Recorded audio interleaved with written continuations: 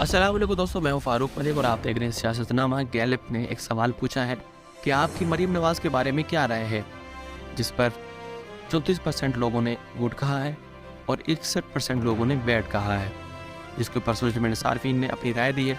सोहेल दावन लिखते हैं उनके बारे में जो 36% लोगों ने अच्छी राय रखी है, ये भी झूठ है क्योंकि उन्होंने तो मुस्लिम लीग उनका बेड़ा गर्क किया है।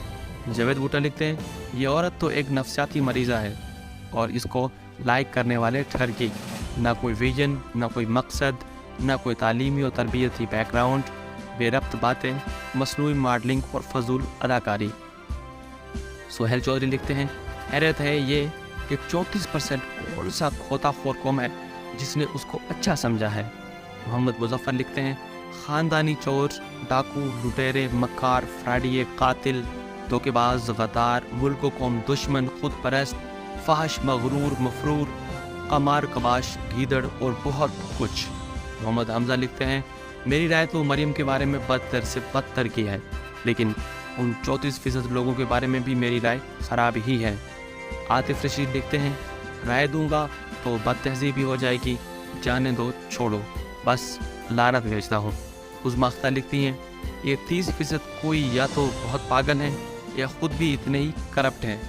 हफीज़ मलिक लिखते हैं बदज़बान है इसलिए उसको कौन पसंद करेगा।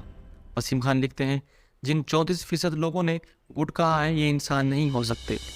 मरीम लिखती हैं सर्वे के नतीजे देखकर ये जाहिल अक्ल से पैदल औरत एक सर्जरी और कराने चल पड़ेगी या कंधे उचका कर बोलेगी हसद करते हैं मुझसे क्योंकि मैं प्यारी हूँ।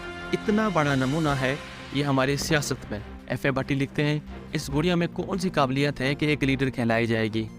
34% वाले कन्फर्म बुढ़े बाबे होंगे जो महकमा ठरकियात से ताल्लुक़ रखने की वजह से नानी पर एतमाद कर बैठे हैं। काशिफ चौधरी लिखते हैं ये 34% लोग इस मुल्क पर बोझ है जो आज भी इनकी सपोर्ट में बैठे हैं।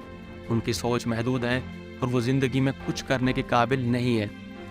मोहसिन खान लिखते हैं पता नहीं ये सर्वे किससे सवालात पूछ कर ही हुआ है, हमें तो कभी मौका नहीं मिला दिल की भड़ास निकालने का।